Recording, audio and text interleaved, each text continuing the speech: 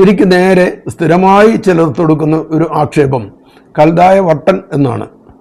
കൽദായം എന്ന വാക്കുകൊണ്ട് എന്താണ് അർത്ഥമാക്കുന്നതെന്ന് അവർക്ക് പോലും അറിയാമോ എന്ന് ഞാൻ സംശയിക്കുന്നു. കൽദായം എന്ന പദം ഒരു തെറി പോലെയാണോ അവർ ഉപയോഗിക്കുന്നത് എന്നും എനിക്ക് തോന്നാറുണ്ട്. സുറിയാനി നസ്രാണി എന്നതാണ് അവരുടെ ആക്ഷേപം. അതിലെന്താണ് കുറവ്? കേരളത്തിലെ കത്തോലിക്കരിൽ സീറോ മലബാർ സഭയിൽപ്പെട്ടവർ സുറിയാനി ക്രിസ്ത്യാനികൾ തന്നെയാണ്.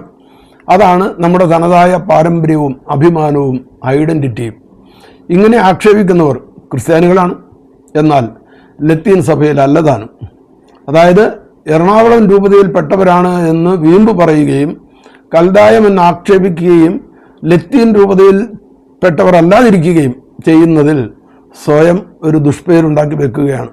ഞങ്ങൾ സുറിയാനിയുമല്ല ലത്തീനുമല്ല എന്ന് വിളിച്ചു പറയുമ്പോൾ രണ്ടും കെട്ടവർഗം എന്നല്ലേ സ്വയം വിശേഷിപ്പിക്കുന്നത്? അപ്പനുണ്ടെന്നറിയാം, ആരാണ് അപ്പനെന്നറിഞ്ഞുകൂടാ എന്ന അവസ്ഥ. അത് വളരെ കഷ്ടമാണ്.